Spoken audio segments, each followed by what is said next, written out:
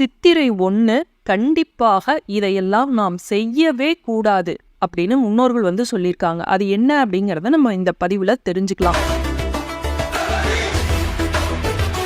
நம்ம தமிழ் வருடப்பிறப்பன்று அந்த முதல் நாள் நம்ம செய்யக்கூடிய அந்த செயலானது அந்த வருடம் முழுவதும் நமக்கு அதோட பலன் வந்து பிரதிபலிப்பு இருந்துகிட்டு இருக்கும். அதனால நாம செய்யக்கூடிய நல்ல செயல்கள் மட்டும்தான் நமக்கு அந்த வருடம் முழுவதும் நம்மளோட வாழ்க்கையை வந்து வளப்படுத்தக்கூடியதா இருக்கும். அந்த நாள்ல நம்ம செய்யவே கூடாது அப்படின்னு நம்ம முன்னோர்கள் சொல்லியிருக்காங்க. அதெல்லாம் நம்ம இப்ப இருக்கக்கூடியவர்களுக்கு நிறைய பேத்துக்கு அதெல்லாம் தெரியறதில்ல. அதனால இந்த பதிவுல என்னெல்லாம் அந்த தமிழ் புத்தாண்டு அன்று செய்யக்கூடாது அப்படிங்கிறத நம்ம தெரிஞ்சுக்கலாம். ஆண்டோட முதல் நாள் நம்ம செய்யக்கூடிய தானங்கள் வந்து நம்மளை மேன்மேலும் வளர செய்யும்.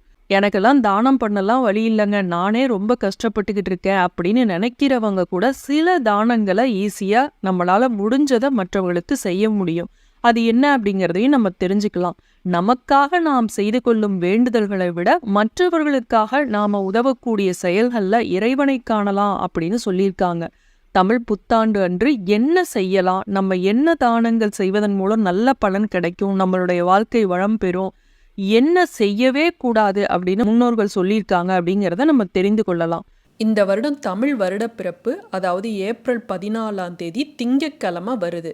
திங்கள் அப்படின்னாவே சந்திரனுக்கு உரியது. அதனால சந்திரனுக்கு உரிய தானியமான அரிசியை கட்டாயம் மறக்காம அன்றைய தினம் வாங்குங்க. அதே போல உங்களால் முடிஞ்ச அளவு இல்லாத ஏழை எளியவருக்கு அரிசியால் செய்யப்பட்ட உணவை தானமாக நீங்கள் கொடுங்க.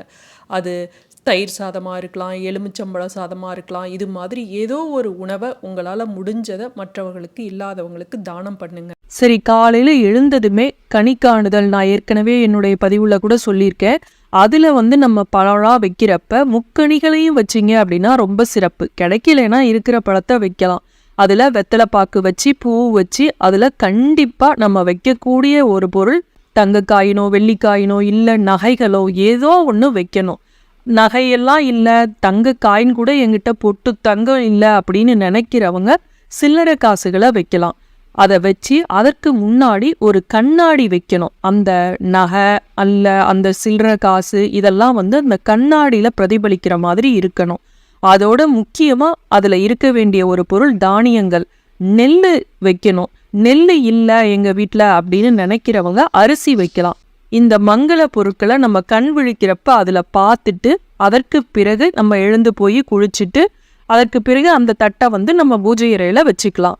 அது மாதிரி நம்ம காலையில் செய்கிறப்ப நம்ம வீட்டில் வந்து நேர்மறை சக்தியானது அதிகரிக்கும். தமிழ் புத்தாண்டு அன்று அரும் சுவைகளும் உணவுல வந்து இடம்பெற்றிருக்க வேண்டும் அப்படின்னு முன்னோர்கள் வந்து சொல்லியிருக்காங்க. பொதுவாக கசப்பு சுவையை பாருங்க, நல்ல நாட்களில் சமைக்க மாட்டாங்க, பாகக்காயெல்லாம் சேர்க்க மாட்டாங்க. ஆனால் இந்த தமிழ் வருஷ பிறப்பன்னைக்கு மட்டும் 6 சுவையும் நம்ம உணவுல இருக்கணும் அப்படிம்பாங்க. இனிப்பு, கசப்பு, உப்பு, காரம், துவர்ப்பு, புளிப்பு, இந்த 6 சுவைகளும் உணவுல இருக்கணும் அப்படிம்பாங்க. அதாவது வாழ்க்கையானது அனைத்தும் கலந்தது தான் அப்படிங்கிறத அறிவுறுத்துவதற்காக முன்னோர்கள் வந்து இந்த புது வருஷத்துல இது மாதிரி செய்யணும்னு சொல்லியிருக்காங்க. ஜாதகத்துல தோஷங்கள் இருக்கிறவங்க குடைதானம், செருப்பு தானம், விசிறி தானம் இதெல்லாம் வந்து செய்யலாம். எதுவுமே செய்ய முடியல, எனக்கு ரொம்ப இது மாதிரிலாம் தானம் பண்ண முடியல, சாப்பாடெல்லாம் மற்றவங்களுக்கு கொடுக்க முடியல அப்படிங்கிறவங்க அட்லீஸ்ட் ஒரு 4 பேத்துக்கோ 3 பேத்துக்கோ ஒரு நீர்மோறு கொடுங்க. அது போதும். நீர்மோறு அவ்வளவு நல்லது. இந்த சித்திரை வெயிலுக்கு நீர்மோறு கொடுத்தோம் அப்படின்னா நம்மளுடைய கஷ்டங்கள் எல்லாம் விலகும். பறவைகளுக்கு விலங்குகளுக்கு கண்டிப்பாக தண்ணி வைங்க, உங்களுடைய அனைத்து கர்மாக்களும் விலகும். தமிழ் புத்தாண்டு அன்று கட்டாய செய்யவே கூடாத செயல்கள் என்ன அப்படிங்கிறத நம்ம தெரிஞ்சுக்கலாம். அன்னைக்கு வந்து எண்ணெய் தேய்ச்சி சில பேர் குளிப்பாங்க, அதை செஞ்சிடாதீங்க. அப்புறம் அந்த நாட்களில் போய் நான்வெஜ்ஜை சில பேர் சமைச்சு சாப்பிடுவாங்க. அன்னைக்காவது இந்த ஜீவகாருண்யம் அப்படிங்கிறத கடைபிடிங்க. அசைவம் சாப்பிடுவதை தவிர்த்துடுங்க. அடுத்து அன்னைக்கு போய் சலூன் கடையில் முடி வெட்டுறது, வீட்லேயும் சரி அந்த மாதிரி முடி வெட்டுற செயல்லாம் செய்யாதீங்க. முக சவரம் செய்யறது இதெல்லாம் செய்யவே கூடாது. அப்புறம் நகம் வெட்டுவது, வீட்டில் இருக்க ஒட்டடைகளை வந்து புத்தாண்டு அன்று அகற்றக்கூடாது. அதே போல் புதிய பொருட்களை நம்ம வாங்கலாம், ஆனால் வீட்டில் நம்ம பயன்படுத்திய பொருளை அன்னைக்கு யாருக்கும் கொடுக்கக்கூடாது. கடனாகவும் யாருக்கும் கொடுக்காதீங்க. நீங்களும் அன்னைக்கு யார்ட்டையும் கடன் வாங்காதீங்க. புது வருஷம் அன்னைக்கு வாங்கினா வருஷம் ஃபுல்லாக நம்ம வாங்கிட்டு தான் இருப்போம். அதே மாதிரி யாருக்கும் கடனும் கொடுக்காதீங்க. கடன் கொடுத்தீங்க அப்படின்னா திரும்ப வராது. நம்ம கையில இருக்கக்கூடிய மகாலட்சுமி வருஷம் பிறக்குது, அன்னைக்கு போய் நீங்க யாருக்கும் கொடுக்க கூடாது. தானமா கொடுக்கக்கூடிய பொருட்களை கொடுக்கலாம். பணமா இது மாதிரி யாருக்கும் கடன் கொடுக்கறது இது மாதிரி நம்ம கொடுக்க கூடாது. மீண்டும் அடுத்த காணொளியை சந்திப்போம். நன்றி, வணக்கம்.